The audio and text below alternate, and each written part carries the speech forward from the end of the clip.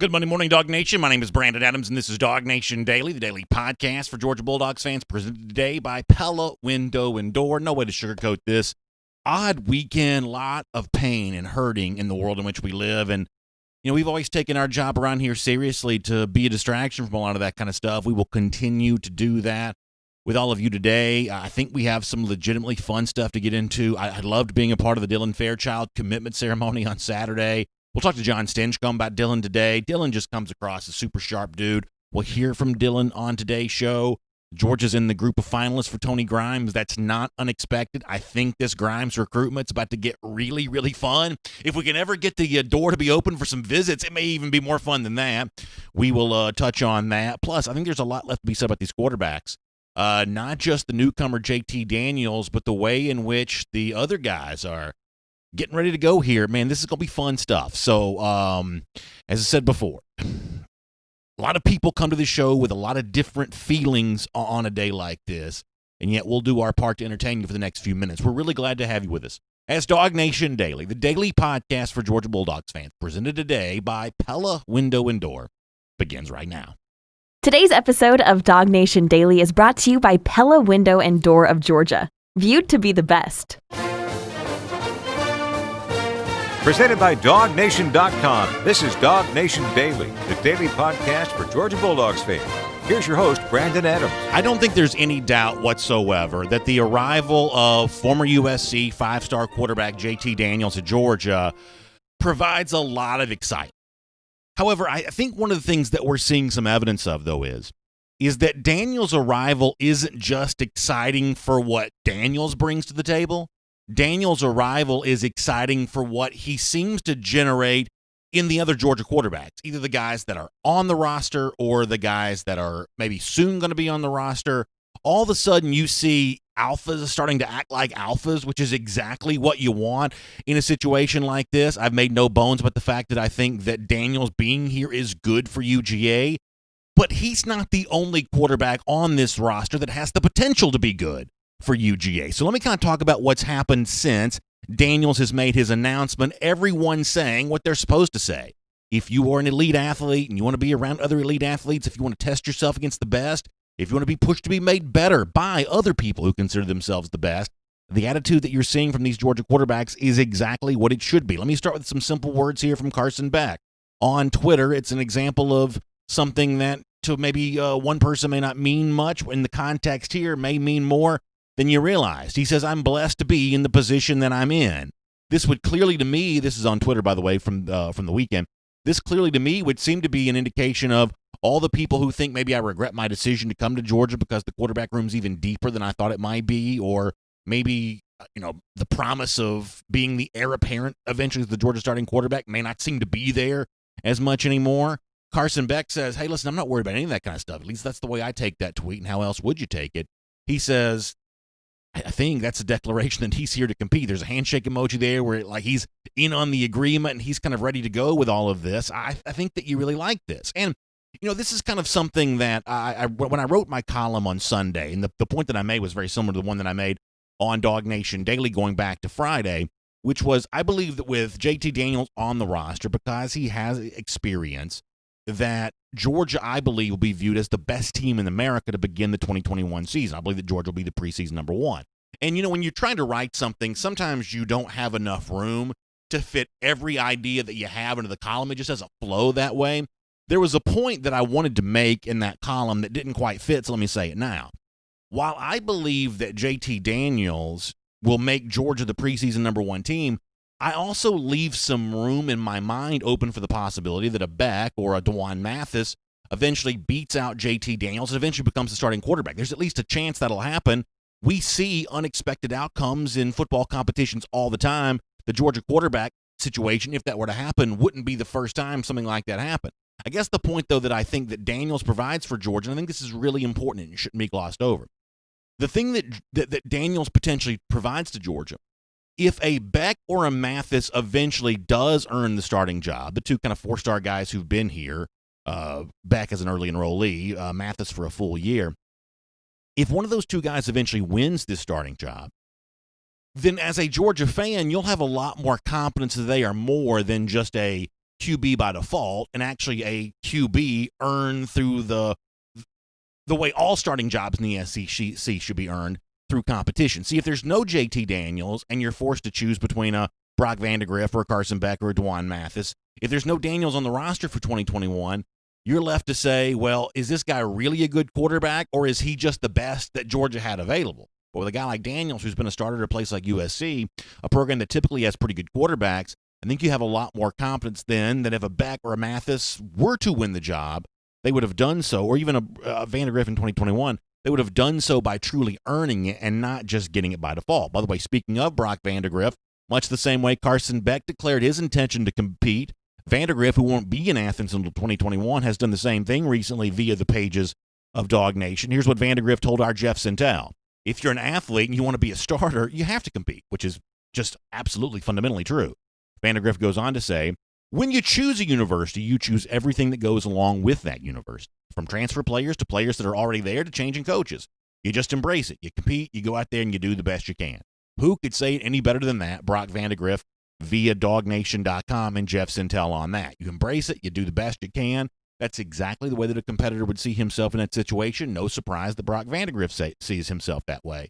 By the way, Beck kind of doing some of this with his words. Vandagriff right there kind of doing some of this with his words. You might say that Dwan Mathis, another quarterback in this instance, in this competition, sort of declaring his intentions with his actions, or at least the continued work to a recovery from what was a very serious health situation about a year ago. You may have read Mike Griffith's piece at DawgNation.com, where after the MRI that we all expected to go down in the month of May, apparently according to Mike's reporting, we'll get a chance to speak to Mike about this again very soon, but apparently Mathis is now fully cleared, ready to go. He was already a practice player at the end of last year, but it sounds like now he's ready to be tackled to the ground. He's ready to be a football player like any other on the roster. So throw another hat into the ring here for what's going to be a really fun competition if Daniels is ruled eligible for 2020, and certainly an incredible competition in 2021 when he will be eligible, and the Becks, the Mathises will have another year under their belt, and Brock Vandagriff will be on campus there as well. That is going to be really fun to see, and one way or another, I think the presence of JT Daniels makes the future quarterback situation for Georgia good, no matter who that quarterback ends up being. All right, with that said, awkwardly kind of shift gears here for a moment. And, listen, around here, we take it very, very seriously that, the hashtag stick to sports. For us, sticking to sports is something that we take very seriously. We think it's our job to entertain you, to sometimes ignore what's going on in the world and just kind of deal with, the topic of Georgia football and what's going on here.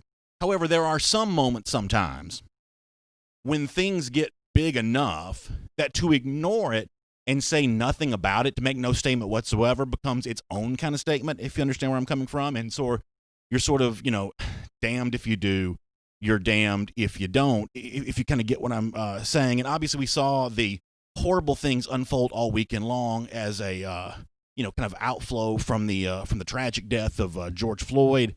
And I think where I come from on this is this. When you're an opinionated guy, sometimes you tend to believe that you have the solution to all life's problems. People would probably think of me as opinionated.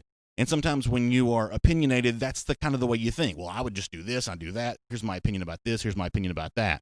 However, if you're also a person that believes in God and has faith, and hopefully that's the way that I'm also thought of as well, I think there has to be some room sometimes for some humility, to be humble enough to maybe assume that you don't have the answer to every problem. You see, sometimes I think that humility for me shows up this way, that my viewpoint on life is kind of determined by my vantage point, if you get what I'm saying on this, that I may think I see the world as it is. Unfortunately, from time to time, I'm sort of seeing the world as I am. And once again, if you believe in God and you want to have, a relationship with faith, being humble enough to understand that part of life is probably pretty important, which leads you to, in moments like this, ask the question of, well, what do you do about that? How do you deal with all of that? And I thought it was really interesting that Kirby Smart, the Georgia coach, spoke up this week on the death of George Floyd, something that I think universally has been met with just anger and sadness on the part of, every person in the world. I thought smart statement on that was really bold, really well written. I thought it was really good. You can read more about that at the pages of DawgNation.com. However, it was something that one of the mothers of the Georgia players said this weekend that probably struck me more than anything else. It's the mother of Amir Speed. Amir's a really good defensive back, a guy that I think you may hear from this season. He's a good-looking ball player, and his mom, responding to the tweet from Kirby Smart, said this. If you're watching on video, I want to put this on the screen. And I think this is a good message for all of us in terms of, how do we find the humility necessary to say that, our opinions are formed by the life that we've led, the experiences that we've had. Here's what Amir's mom said. That during one of our first meetings with Kirby Smart, he told us, quote, "I don't know what it's like to be a black man, but I have people in place on my staff to help me understand. It meant a lot then. It means a lot now." This is Amir Speed's mom talking. "Thank you for being an advocate for our sons." It's the quote from Kirby here that's, I think, instrumental for me to say that I don't know what it's like to be black here in America, but I have people in place on my staff to help me understand. And, listen, I'm not Kirby Smart. None of us are. Our lives, our jobs, it's all different. But I do think it's appropriate to follow Kirby's lead on this and ask the question for ourselves, what is the plan that we put in place for ourselves to help understand the vantage point that other people see the world from? And there's no easy, answer once you put that in place, obviously. But the first step in understanding anything that goes on in life is to try to have enough humility to admit that maybe if I was in someone else's shoes, in someone else's position, having had the experience other people had had, it is quite possible that I would see the world in a far, far different place. So it would be inappropriate to say nothing. So that is what we say today, and awkwardly now, we'll try to move on and do the rest of the show. My name's Brandon Adams, and this is DawgNation Daily, the daily podcast for Georgia Bulldogs fans. So good to have you with us today. We appreciate you being a part of it. We appreciate Pella Window and Door making it possible as well, whether you're watching on video, Facebook, YouTube, coming soon again on Twitter, by the way, listening as a podcast all across the various podcast platforms, also available on the radio as well on Athens Sports Radio 960 The Ref. And huge thanks to our friends at Pella Window and Door for making it all possible. They can help equip your house with energy-efficient windows and doors. That's such an important thing. When you think about the curb appeal and the resale value of your home, when you improve that curb appeal, how your house looks from the outside, that could impact and add to the resale value of your home. Certainly on the inside, when it comes to keeping the air conditioning in, it's hot right now. You want to keep that air conditioning on the inside. Pella Window and Door certainly makes that possible to do for you there as well. They've also got a great deal for you. Between now and June 4th, you can get 50% off qualifying installations or 0% financing for 48 months. Really good deal there. And of course, at a time in which, listen, we're still a little nervous about, some of those face-to-face meetings and, social distancing is still going on. Pella Window and Door has really kind of led the way throughout this entire process in making those meetings, contactless. You're doing a lot of this through video, much the same way many of you are watching me right now. Pella Window and Door can also do a great video meeting with you and explain the installation process, talk you through all your options as you really take a big, big step forward with your home. Better windows, better doors, more energy-efficient windows and doors. Pella Window and Door can provide that for you. So get in touch with them one of two ways. On the website, PellaBranch.com. That's PellaBranch.com. Or give them a call in their Dunwoody showroom, 404-445-2979. That's 404-445-2979. Pella Window and Door of Georgia is viewed to be the best. We will get John STINCHCOMB here in a moment.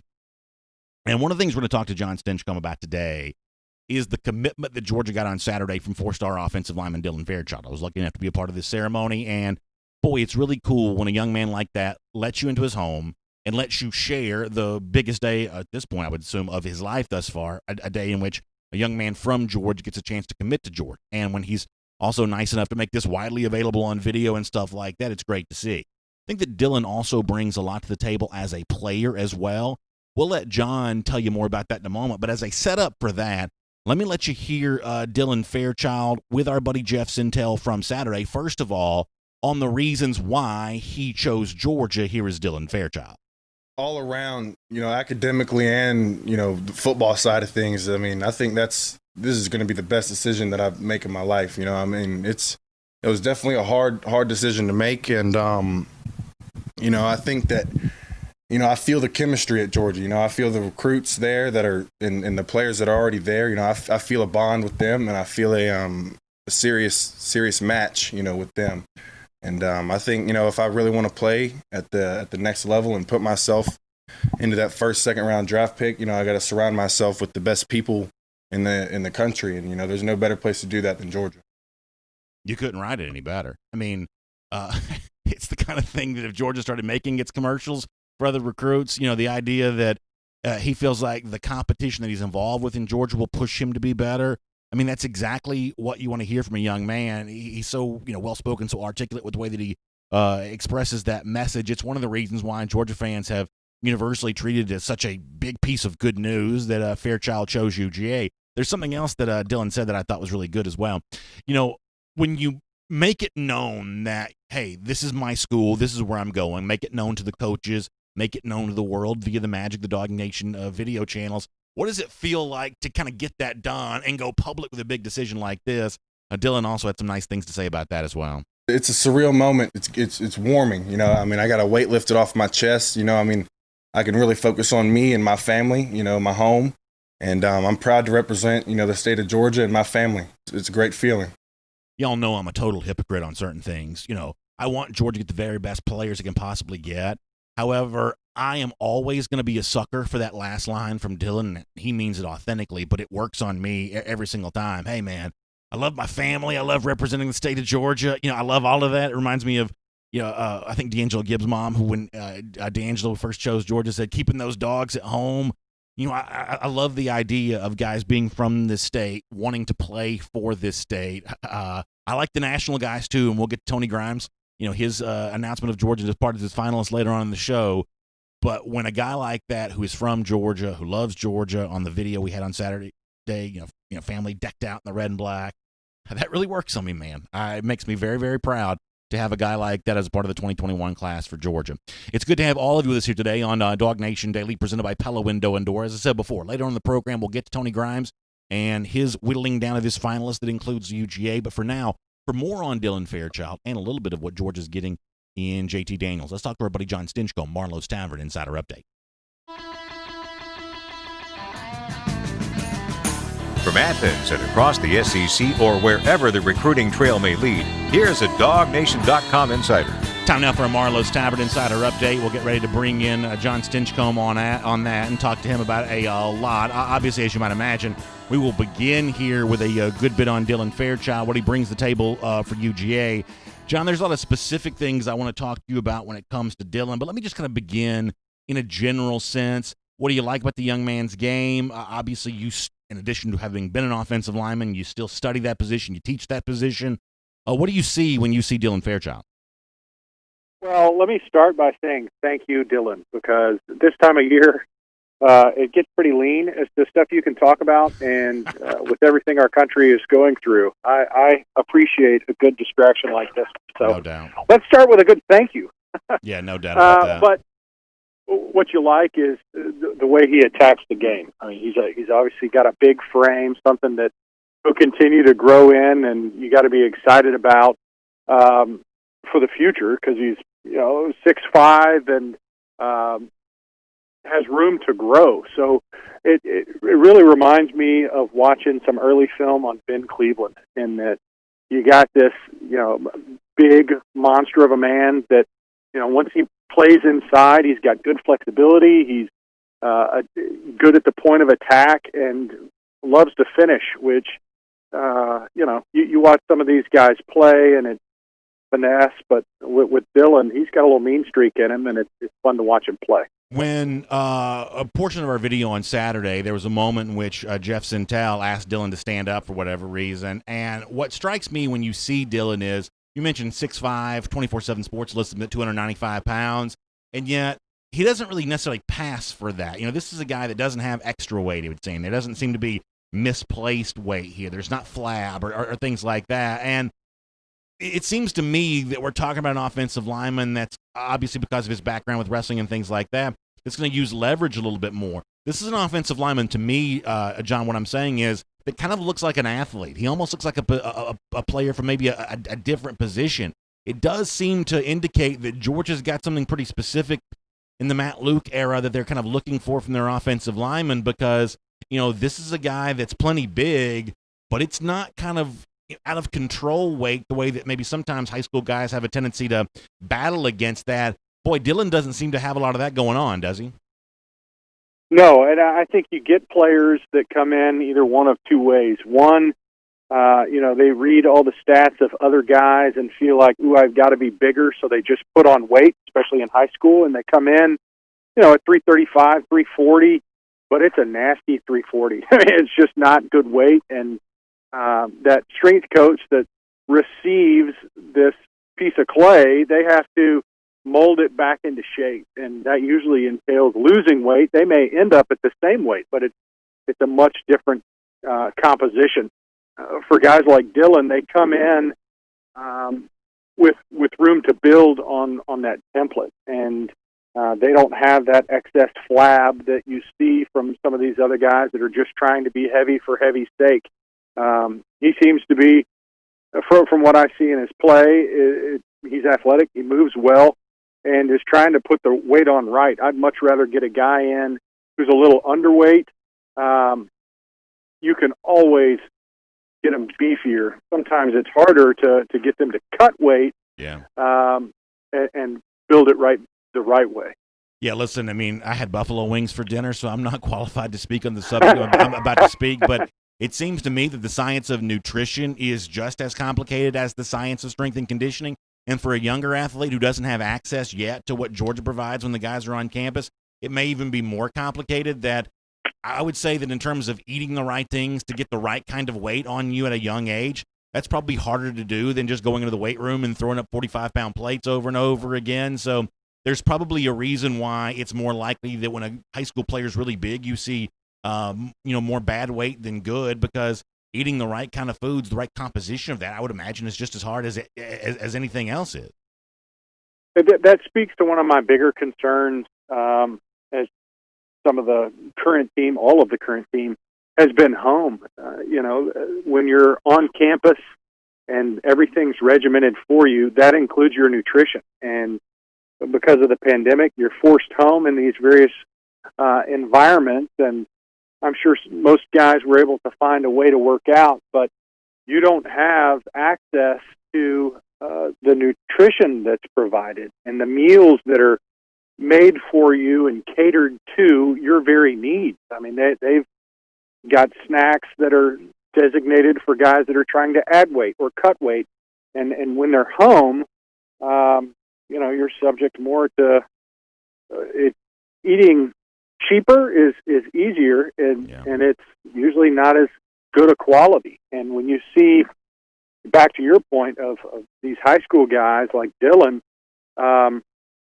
it's in my opinion harder to do to keep the bad weight off. And I think you're setting yourself up for success when you don't show up with body fat percentage north of 25%, and some of these guys do. So,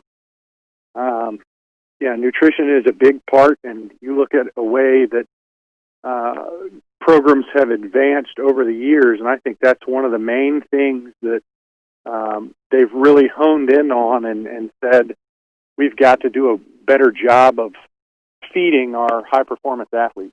Let me do one more thing on this topic, then I want to talk to you about JT Daniels for a moment as part of our Marlowe's Tavern Insider Update. I thought it was really interesting, John, that when Dylan was on video with us on Saturday making his announcement, he gave a shout-out to, as he said, the entire sport of wrestling. And, when Jeff Sintel and you and I think as well, we've made our evaluations of Fairchild, it seems like the fact that he is a wrestler comes up a lot. The fact that Fairchild kind of takes it the next step by saying that he doesn't think that he necessarily would be the football player he is today without the presence of wrestling in his life.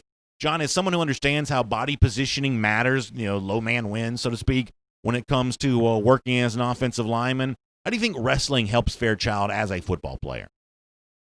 For interior guys, man, it translates so well. I mean, you're talking about leverage, you're talking about bend, flexibility, and just recognizing opportunity.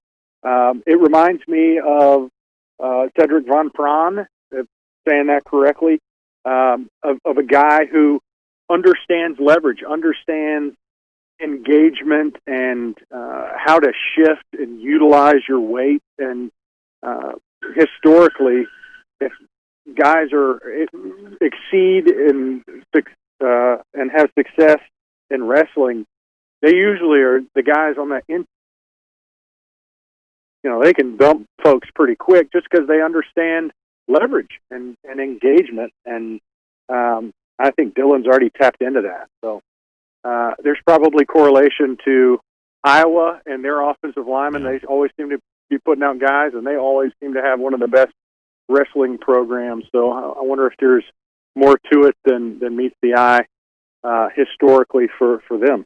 It's our Marlowe's Tavern Insider Update. We're happy to have John STINCHCOMB on the program today, breaking down everything going on with UGA, and also happy to have Marlowe's Tavern back in our life as well. In fact, if you'll go to marlowstavern.com, you can find out if the tavern in your neighborhood is back open again, serving folks in the restaurant or out there on the patio, or if maybe yours is not quite there yet, you may find a Marlowe's Tavern location near you that is open. Go to marlowstavern.com. You can check all that out. Now, in the meantime, still open for all those great to-go orders, your own back porch, your own patio. Honestly, it's actually been pretty fun for me. I'd never had Marlowe's to go until all of this happened, and when you get it, you bring it home, you're kind of sitting around, you're like, man, this is actually pretty fun.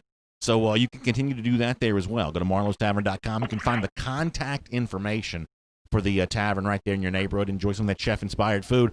John, I believe I'm correct to say that we have a lunch together coming up at Marlowe's here in a couple of days. Is that right? Yep, I can't wait. I'm looking forward to this week breaking bread with you at Marlowe's and getting some of their good food with some good company. So I'm already salivating. Looking forward to it. No, I'm looking forward to that there as well. Something else I'm always also looking forward to is figuring out how JT Daniels, the former 5-star quarterback from USC, fits into the quarterback situation for Georgia. Now, John, there's still a lot we don't know. We don't know if Daniels will be ruled eligible for the 2020 season or not. Your guess is as good as mine how the NCAA goes on something like that. We don't know yet how he compares to other Georgia quarterbacks. If he's eligible this year, Jamie Newman or the Carson Becks, the DeJuan Mathises, eventually the Brock Vandagriffs, we don't really know how those competitions are going to unfold either.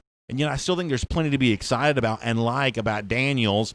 What did you make of what I thought was some pretty unexpected news? And I guess what's your initial thought on how he fits into the quarterback situation in Georgia? That's one of the biggest shockers I've seen in a while. And really, what sticks out to me most is Coach Smart and his staff's ability to continue to recruit quarterbacks at a high level despite what can only be considered a lack of opportunity on paper for all of these guys. I think of Jake Fromm coming in with a returning starting sophomore season for Jacob Eason, and he was still willing to step into that foray. The ability to get Justin Fields to sign and come in despite the fact that Jake Fromm just started in a very similar situation to what he walked into with Eason. The list goes on. I mean, Carson Beck, same thing. Jamie Newman comes in. Vandagriff is not scared away, and now you bring in a quarterback from California who's playing in a California school all the way across the country to walk into what on paper looks like a pretty difficult situation. Jamie Newman is an established starting quarterback who's polished, who's got years of experience under his belt.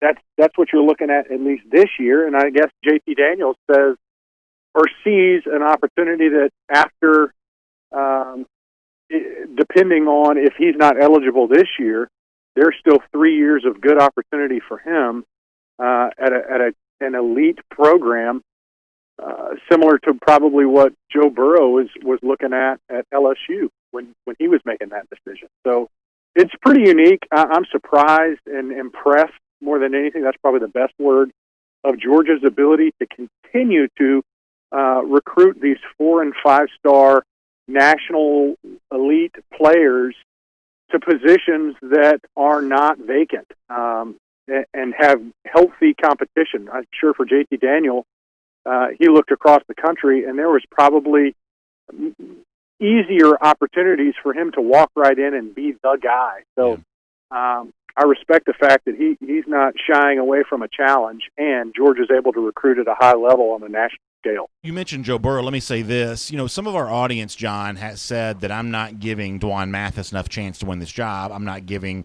Carson Beck enough chance to win this job, either in 2020 or 2021. And I guess the best response I can say to that is, if you want to go back and look a few years ago, 2012, Johnny Manziel as a new quarterback, steps on the scene, Texas A&M wins the Heisman Trophy. 2013, Jameis Winston steps on the scene as a new quarterback, wins the national championship for Florida State. Cardale Jones had no experience when he led Ohio State in the playoff in 2014. Jacob Coker, new starter for Alabama in 2015. There was an era not too long ago where it seemed like experience at the quarterback position didn't matter very much. I'm sort of seeing the door, I think, swing back the other direction now. I mean, Joe Burrow he was an adult last year for LSU. He's almost too old to be on his parents' health insurance plan. This is a guy who had been around college football for a while, had played as a starter at LSU in 2018, and I do think that experience helped him. Now, I think the year that he had is not necessarily a template for any other future quarterback in the SEC because his numbers were so outsized, but for Jamie Newman this year, I think that experience matters. If we were to stipulate for a moment that Daniels wouldn't be eligible until 2021 in comparison to a Carson Beck, Dwan Mathis, Brock Vandagriff, Daniels will have played more than those guys as well. My opinion, and it may not turn out to be right, but it's my job to be clear, my opinion is for Newman, if he's competing against these guys this year, for Daniels when he does compete, that experience for those quarterbacks, I do believe it will matter in that competition. Not the end-all, be-all, but a pretty big leg up for both guys, I believe. I agree. I think when you're standing on equal footing, experience really does play a big part in that decision-making process for the coaches, and they're entrusting when they hand the football to that quarterback of, you're in charge. We need you to make really good decisions and lead us to victory on a weekly basis. And for guys that you've seen do that, I without a doubt feel certain there's an advantage to it. Now, with that said, I had a coach pretty early, never let them see your backup. And he's right in that, you think that, golly, we can't do without this guy until you have to, and you see the guy behind you, you're like, man, he's pretty good too. So the quarterbacks you listed, I think they took advantage of that opportunity. They were given the chance with the football in their hand, and they made the most of it. So, for guys like Dwan Mathis, on paper, it looks like they're at a disadvantage. Jamie Newman comes in with real game experience and performed at a high level. So I think there's justification in saying, especially this time of year, that he's the man to beat. Now, that doesn't mean he can't be beat. He can't be beat out for the job. The best programs across this country do a great job of fostering competition and let the best man win. It doesn't matter whether you came in as a 5-star, a 4-star, or a walk-on, that if you're the best player and you give us a chance to win, that's who's going to get the opportunity and the snap. So I understand the argument for the Carson Becks and Dewans of the world in these situations, but I think on that veteran and the guy who's had the experience, and you got to feel good that if it doesn't play out that way, that whoever wins the job, if it is someone who's an underdog currently, that they've earned it, and they have earned that opportunity to be the starter and the man in the plan. Let me finish with one final thing, and this is a totally unfair question, but I am dying to know your opinion on this. Let's say that Daniels gets the immediate eligibility. It's now Jamie Newman versus JT Daniels. We have talked up Jamie Newman the entirety of the offseason, me as much as anybody else. Do you have an opinion yet on how a Newman versus Daniels competition would be likely to go? No, I haven't watched JT Daniels play. I mean, I certainly haven't gone back and seen what he hadn't played since 2018. So I didn't see. I've seen his stats. I've read the articles about him, but it would be unfair to compare the two. Honestly, having watched Jamie Newman play and seen his film from last year, I'm excited. It's different. His style of play is different than what we've seen at Georgia. Golly, I can't really date the last time we saw a quarterback with his ability and his skill set at the helm at Georgia. So I was excited and still am to see what that might look like in red and black. So I just don't think it's fair yet for me to make those comparisons, but I know it's pretty exciting that you've got some good options to choose from. I know that's what we continue to talk about, and I just marvel at the fact that Georgia does such a great job of identifying these players and recruiting on a national level. Boy, I agree with you on that point, John, for sure. It's a good day to have you here as part of our Marlowe's Tavern Insider Update here today. As I said before, I'll enjoy eating some lunch with you at a Marlowe's Tavern location coming up this week, and hope all the folks that are listening to us right now are getting ready to figure out the status of the tavern there in their neighborhood, get settled in for a great patio season, enjoying that chef-inspired food, those craft cocktails. The folks at Marlowe's have worked so hard to continue to deliver the food they're famous for during this time, and boy, I've enjoyed it from the comfort of my own home, and I'm excited about enjoying it again in the comfort of their locations right there in restaurants around this great city. So, John, good to speak to you here today. I look forward to seeing you in person this week. Oh, likewise. I can't wait. 6 feet apart, of course. Let's take a look around the rest of the league. This is SEC Through. Yeah, so as I said to John, I really am fascinated by the debate that's going on right now when it comes to Jamie Newman versus JT Daniels, if Daniels is ruled eligible. And I wrote about this a little bit yesterday, too, at DawgNation.com. The comparison between both Newman and Daniels is really odd because Daniels comes from a program, USC, where quarterbacks are typically great, and Daniels is probably a little less than the typical USC quarterback. Jamie Newman comes from a program where quarterbacks are typically anonymous. Nobody even knows who they are, and Newman, I would say, was typically better than the average Wake Forest quarterback. How does that competition look against each other? They're obviously very different players from their style there as well. You know, I don't even really know how you would handicap this at the moment other than to say this. The hype that has grown around Newman this entire offseason, I'm going to assume for a moment that it's not all just bluster, right? Because if you go back and look at things that were said about Newman before we even knew where he was going, this was a guy who was getting a lot of love in the transfer market before it was obvious that he came to Georgia, because you know this. The Georgia quarterback is going to get hyped no matter who it is. It can be third-year starter Jake Fromm. It can be brand new Jamie Newman. It can be, anybody else. The Georgia quarterback is going to be hyped because there's always a market for hyping up the Georgia quarterback. We kind of get that.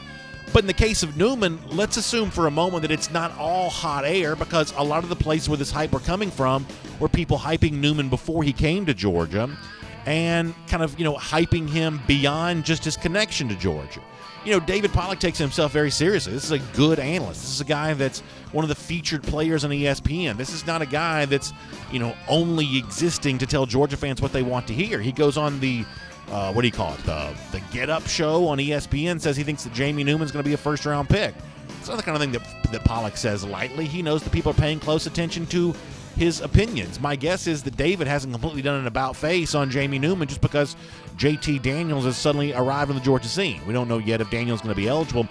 But the point here is the stuff that I've been saying about Newman. I believe he has a chance to be a very good quarterback, although I've stopped short of saying that he's a Heisman candidate or a first-round pick, whatever else other people are saying, but likely a good and solid starter for Georgia.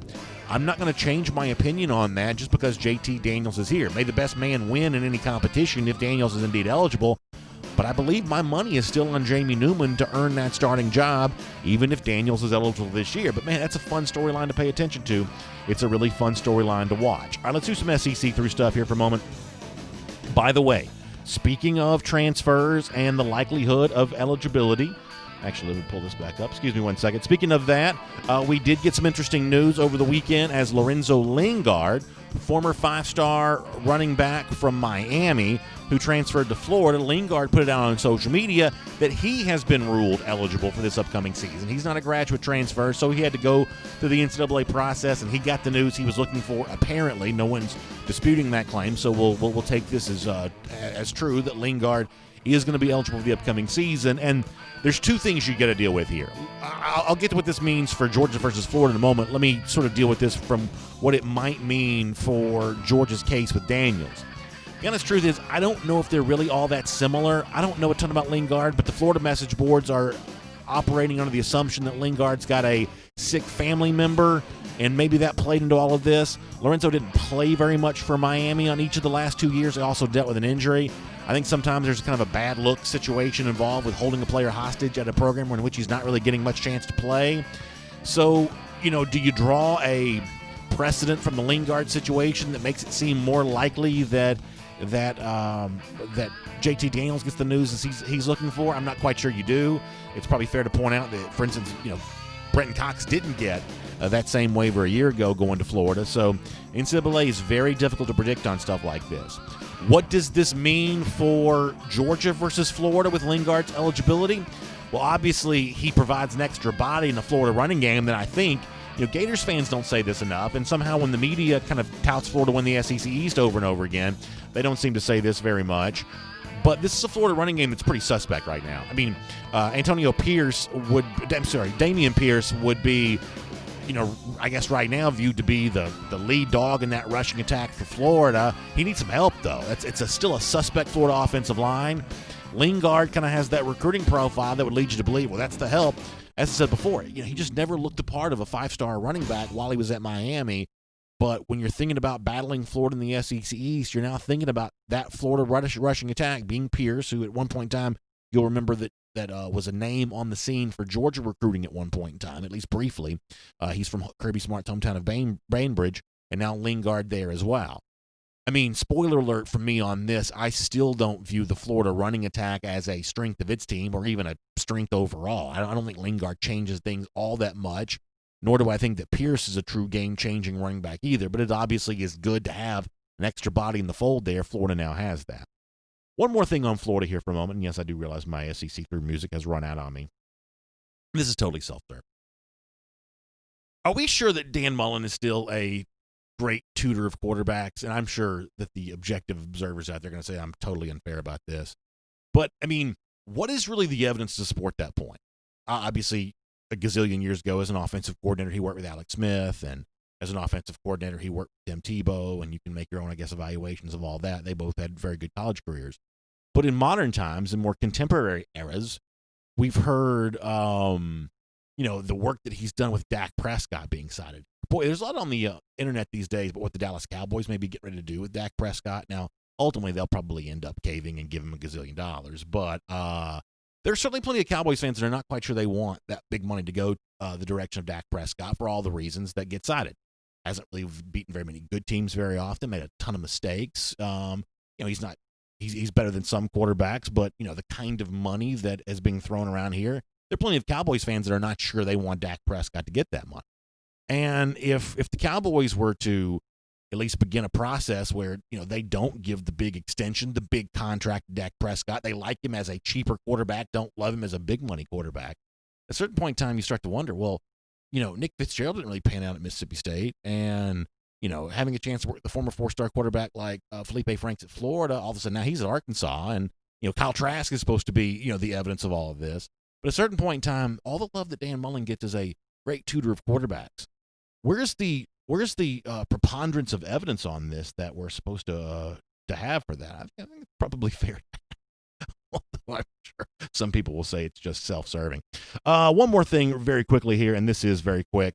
You may remember Antonio Alfano, former five-star defensive lineman who signed with Alabama, left the Alabama program pretty quickly, ended up at Colorado. Reports over the weekend he is now out of that program there as well. Obviously, he went there in the hopes of playing for Mel Tucker. Mel Tucker's now at Michigan State. But another five-star, or I should say a five-star signing in Alfano at one point in time, I just thought was a great recruit. I mean, I just thought Alfano was a great-looking defensive lineman. But he has had a hard time finding a home as of late, so we'll wish him well in the future on that front, and we'll make that your SEC throw. And here on DawgNation Daily, presented by Pella Window and Door, let me get back to the topic of UGA recruiting here for a moment. It was fun to see Tony Grimes drop his top 4 yesterday, which included Georgia, also Texas A&M, North Carolina, and Ohio State. Am I right to say originally this was supposed to be a top 3, and he just decided to make it a top 4? There's obviously been a lot of chatter as of late about UNC. Dre Bly is now defensive backs coach at North Carolina. Bly from that same kind of Hampton Roads area of Virginia that Tony Grimes finds himself from. Bly was a terrific defensive back. So it probably stands to reason that the connection between Bly and Grimes is probably pretty strong. You've also heard Ohio State mentioned here. It's Texas A&M that I just really haven't heard a ton about in this recruitment whatsoever, and you've also heard a ton about Georgia there as well. This is another one of those recruitments where there's a lot of social media activity. In the absence of visits and maybe the apprehension on the part of Smart to like just blow up people's phones too much, there's been a ton of like social media stuff as of late. David Daniel, a 2021 defensive back commit, is an example of this. He kind of reached out the Apex Predator stuff on Twitter you've seen going around a whole bunch on Twitter as of late. Daniel obviously would love to see Grimes join him as a defensive back at Georgia. I always think it's really cool when these players from the same position are recruiting each other, because it kind of stands to reason that just from a practicality standpoint, you might not want Tony Grimes at Georgia if you're David Daniel, because it makes your chances of playing time a little bit more difficult just to have a player of that caliber there. The same thing for Grimes looking at a guy like Daniel too, by the way. That door potentially swings both ways, but obviously these guys want the position groups to be as deep as they possibly can, which is always kind of a nice sign all the way around. However, the social media stuff after Grimes made his announcement over the weekend is another reminder to me. If you can just get this NCAA dead period lifted at some point in time, the moratorium on visits over at some point in time, I think this Grimes recruitment heading really, I started to say deep into the summer, but at this point in time, you're thinking early fall. I think this is going to get really fun. I mean, I reckon, believe that North Carolina is a legit threat here because of the connection that I mentioned before. Ohio State gets its share of recruits too. You sort of get the sense, though, that Kirby Smart has zeroed in on Grimes as I think Jeff has him as the top target on the board for before the hedge is presented by Kroger. You sort of get the sense that Kirby's got him as a top target there as well. And when Kirby really zeroes in on a guy like this, good things have a tendency to happen. I cannot wait to watch the rest of this Grimes recruitment unfold. And we certainly appreciate all of you for being with us here on DawgNation Daily, presented by Pella Window and Door today. Boy, it was fun to be with the Fairchilds on Saturday for the big announcement from Dylan. Fun to think about what's coming next for Tony Grimes. Just all the way around, this recruiting stuff is just, it makes us feel like things are getting back to normal. Or in the midst of, as John STINCHCOMB said, in the midst of just a horrid weekend. You can make cases worst weekend in my lifetime in terms of just the overall feeling around the world. To be able to escape with a little bit of Georgia football is a really good thing. And to the recruits who make that possible, because we're still a ways away from the actual season beginning, to the recruits who make that possible, I think it is appropriate to say thank you. Thank you for providing the distraction, the entertainment that we need. And for all of you, let me also say this. Gator Hater Updater, 1,311 days. A long time since those lousy, stinking Gators have beaten Georgia. It's DawgNation Daily, presented by Pella Window and Door. We'll see you tomorrow. And on video. Time now for our S. Andrews cool down. Air conditioning, heating, plumbing, electric. But let's face it, this time of year, it's air conditioning. It's hot. I mean, it is hot. And you go to the pool, and that feels good. But when you come home, you want to feel that cold air right there on your cheek. You just want to feel that just rushing, enveloping you as you walk in the door. But if your air conditioning is old and busted, that's not going to happen. So you need to get your system tuned back up to factory fresh specs with my friends at R.S. Andrews.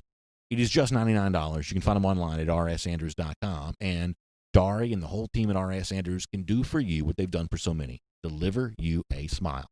With that said, your comments on both Facebook and YouTube. Let's see what's going on, and everybody's doing well. We can talk Fairchild stuff. We can talk the Tony Grimes stuff. Obviously, with your own friends and family, I'm sure your conversations have been wide-ranging, unfortunately, this weekend.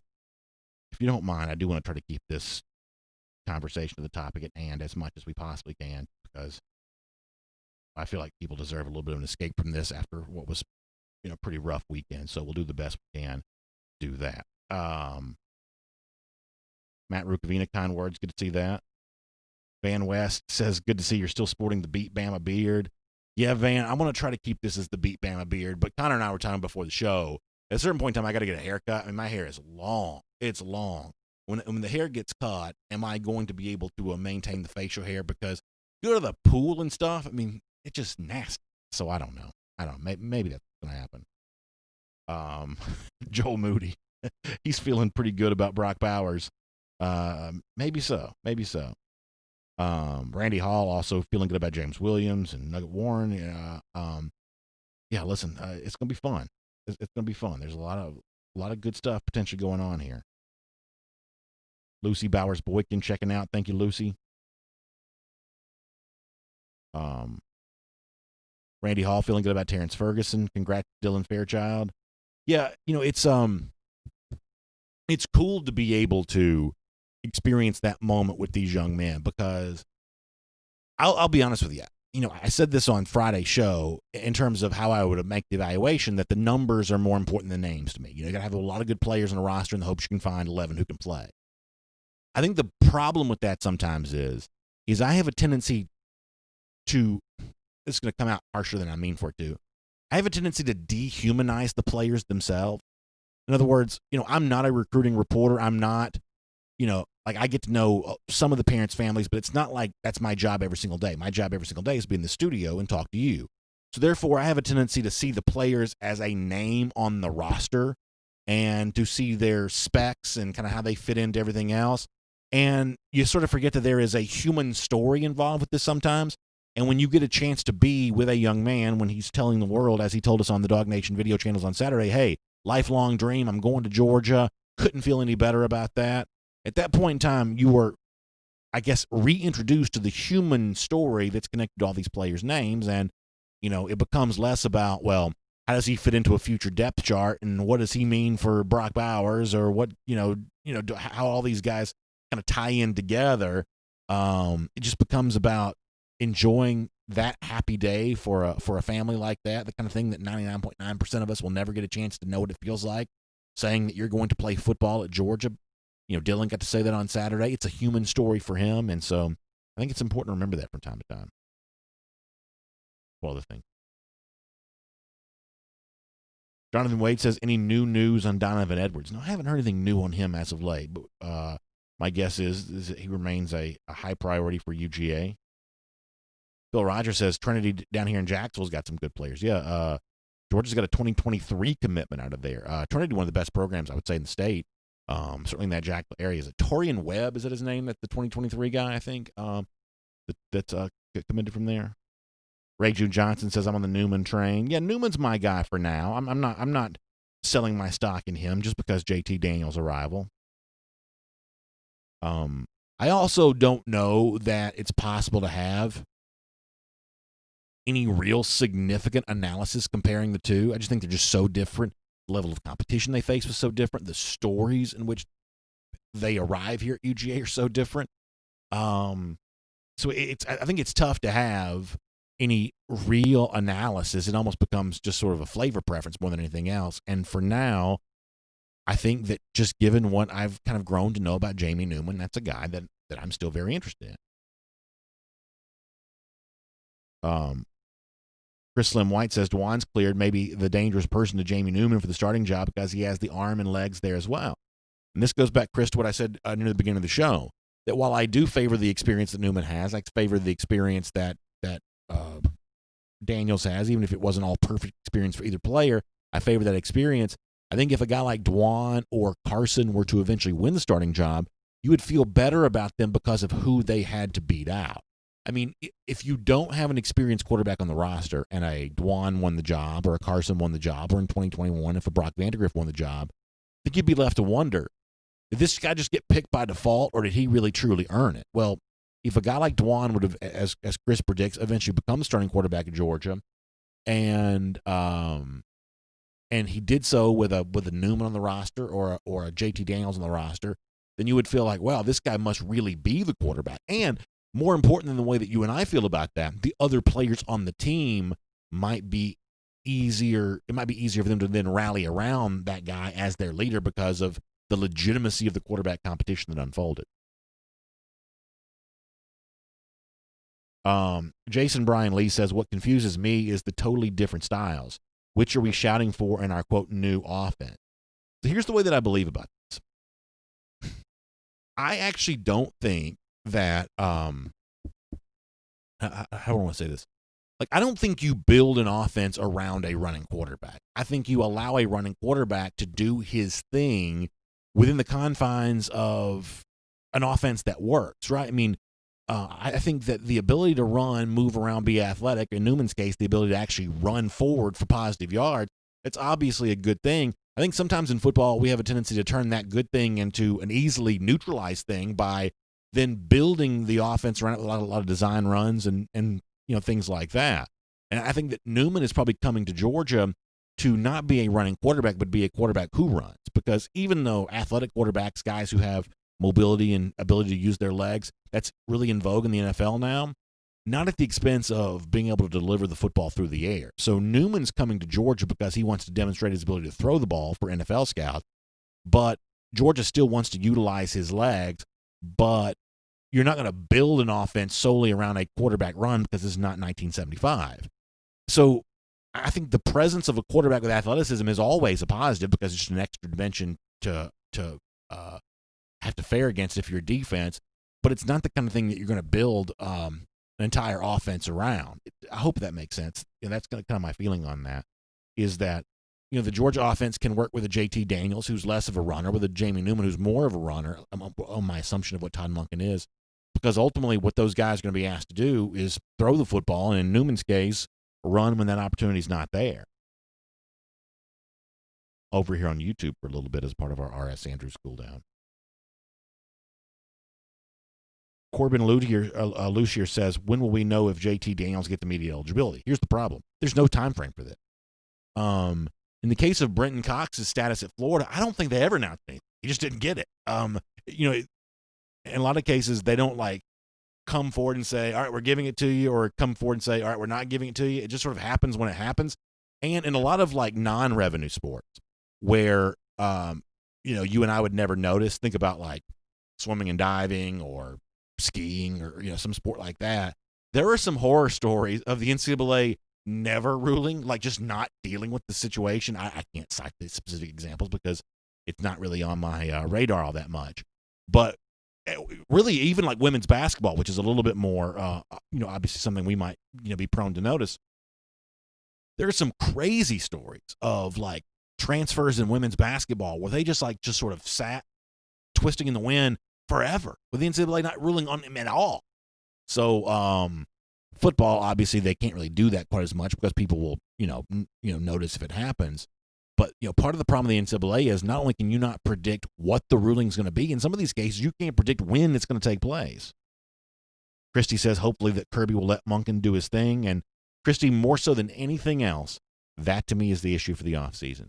Whether it's Jamie Newman in 2020 or maybe it's JT Daniels, whether it's Daniels in 2021 or one of these other quarterbacks we've spent some time talking about. Ultimately, the most important name, I believe, is still the name of Monken. The most important role is still the role that Monken fills, because I don't think it's the quarterback's job to make Georgia great. They're not coming here to do that. They're not the savior of the program. It's Georgia's job to make them great, get the most out of them. JT Daniels needs that after kind of a shaky time at USC.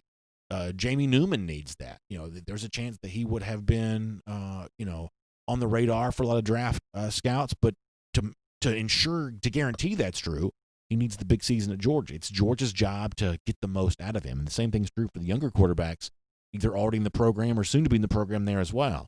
Todd Monken, to me, is the most important name in all of this, and Buster Faulkner working with him. Can you get something out of these guys? What else? Tristan West says competition separates the men from the boys. Boys will run from it, but men will embrace it. That's true. Listen, honesty also compels me to admit there's a little bit of delusion on the part of players because they assume that they're all going to win the competition. Part of the reason why players embrace competition is because they assume they're going to win it, which is part of the edge that you need to be really good, but it also leads to some hurt feelings later on. But, a quarterback transferring is not a tragedy to me. It's just not. If a program has a quarterback and doesn't get the best out of him, that's not a good thing. But the idea that one of these quarterbacks would come to Georgia and decide that his opportunity for playing time is better somewhere else, that's not necessarily a tragedy. I wish him well in that particular case. And given all the names we talk about, the 5 quarterbacks currently on this roster, VANDAGRIFF coming in for 2021, there's not room for all those guys at Georgia. It's just obviously true. And so let the best man win. And for the other guys, I hope they get a chance to go and play somewhere, and I hope they do really well there.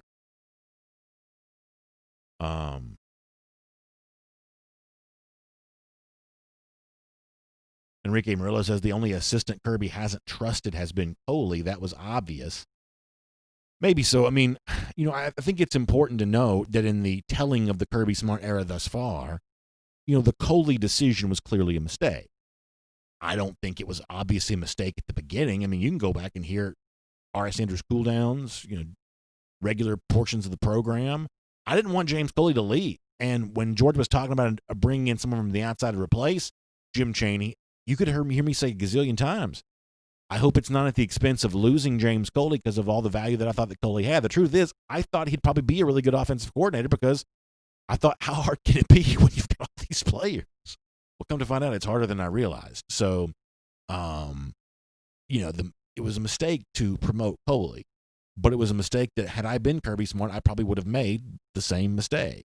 And Kirby responded quickly to the mistake, and he acted boldly. And at least on the basis of the information we have right now, is willing to go in a very different direction this upcoming season. I'm assuming Todd Monken would have his choice of a lot of jobs. The idea that he would come to Georgia and volunteer to be handcuffed by Kirby, I don't think that Monken was probably eligible to be a play caller in the NFL for 2020 just because the situation with the Browns didn't go great. And he wasn't the play caller, but just, kind of a messy season all the way around. So he may not have been eligible to be an NFL play caller, but gosh, college jobs, he just have, any number of college jobs available to him. The fact that he came to Georgia, he's probably coming for a reason, and hopefully we get a chance to see that.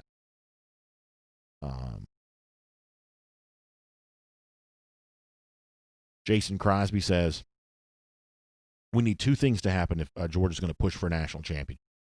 Offensive line works hard and gels, and receivers get open.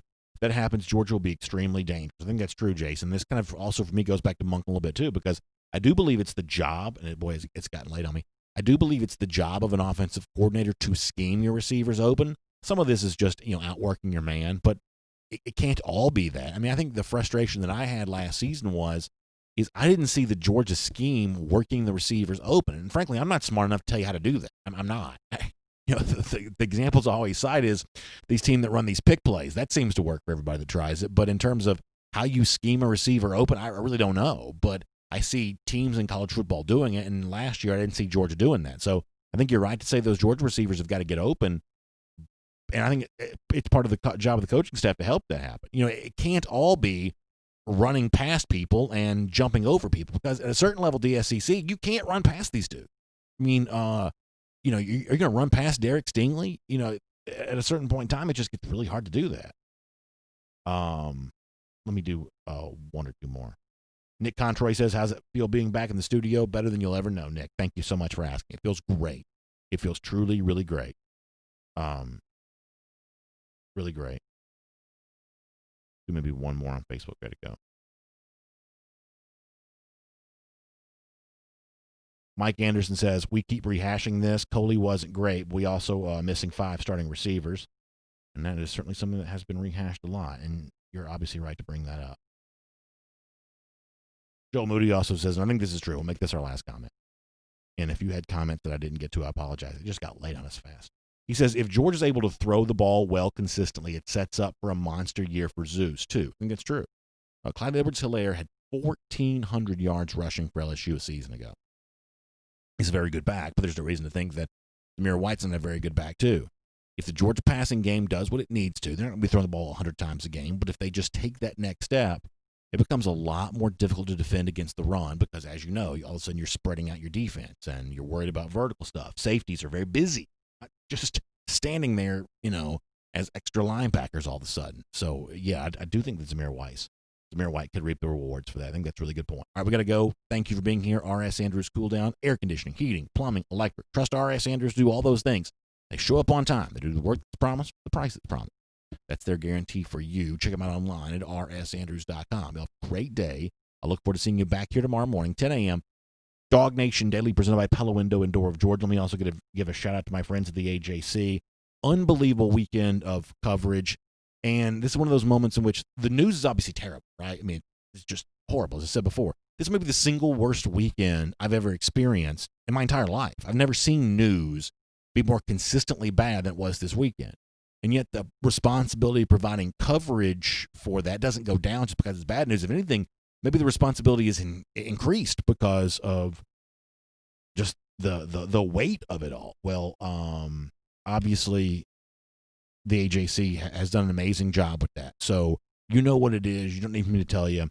But as we deal with continued curfews and National Guard and whatever's going to happen next, the AJC's coverage of this has truly been splendid. And you can check out more of that at ajc.com. So I'm proud to be working with them, proud of the work that they're doing for our community, and proud to be able to speak to you again tomorrow morning, 10 a.m., DawgNation Daily, presented by Pella Window and Door. Y'all have a good day. We'll look forward to speaking to you then. For more DawgNation videos, check out youtube.com/DawgNation.